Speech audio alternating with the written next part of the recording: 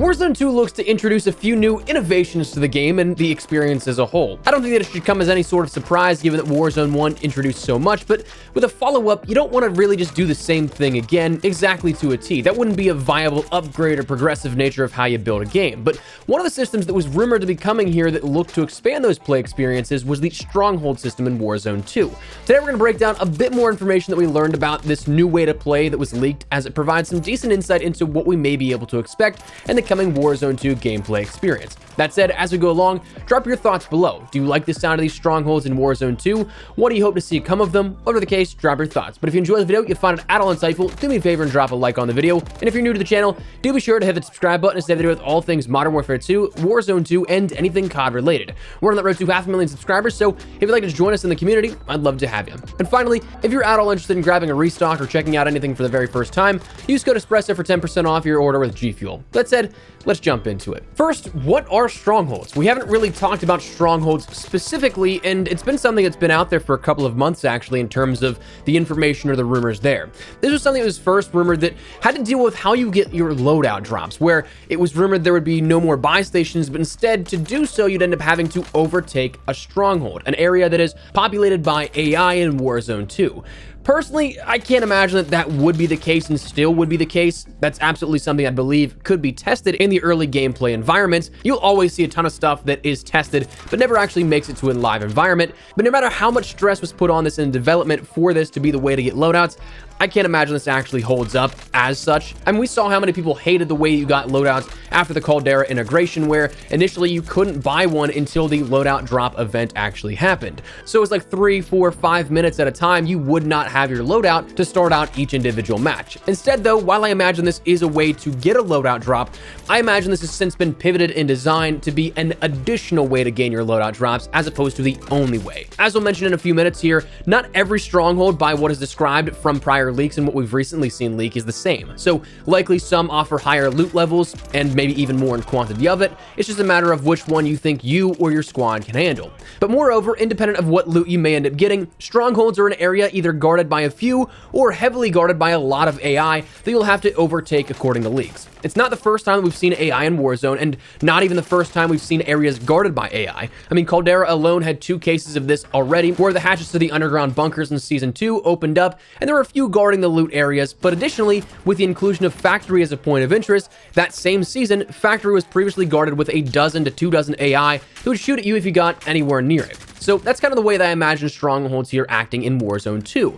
The only differentiation being that there are rewards at the end of that air quote tunnel by taking out all of the AI collectively. So what's new in this discussion about strongholds? The information we'll touch on here again is coming from data miner Reality UK, who has continually been pulling assets and strings of code from the Warzone mobile alpha, which honestly, I'm amazed how much was not hidden before publishing this alpha that is still in the game files. Like, it's kind of absurd at this point. But anyways, the source is the same as we've discussed before, but he was able to obtain a few more things for our knowledge about the system upcoming. So for this, we ended up learning about the control and how you can gain and lose that control. There's operations, or rather objectives, within each stronghold, and then there are certain types of strongholds that we can see in Warzone 2. Now, the strings of code denoting the control just basically say that you have control, your squad has control of that, and you can end up losing that. So maybe the AI end up respawning, you end up getting reinforcements called in on you if you don't take out enough AI in a certain amount of time. We don't quite know that, but it seems like control can be lost. Maybe that also could just refer to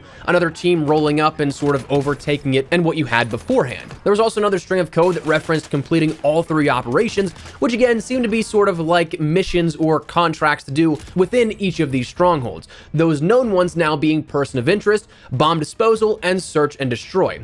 Person of Interest will have you defeat a boss within that stronghold. Bomb Disposal will see you disposing of 3 active C4s, defusing those, and Search and Destroy will have you destroying all terminals defended by AI before data is transferred.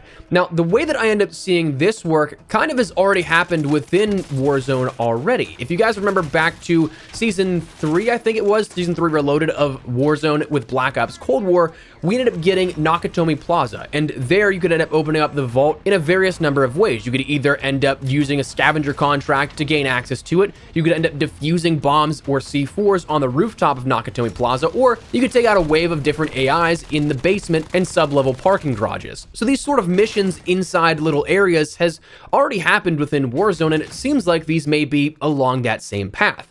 Now, we also learned that there are new unlock features for these strongholds, where you end up having lines of code denoting normal stronghold unlock and a special stronghold unlock. The normal sees you completing all 3 operations to unlock a stronghold, so whether or not that means that you have to complete all 3 of those challenges we just mentioned to end up getting a sort of loadout dropper, high-level loot, we don't quite know, but it might be that way, where you unlock it overall. But then there's also a special stronghold denoted that is called a black site, where you have to complete all 4 operations to unlock that stronghold.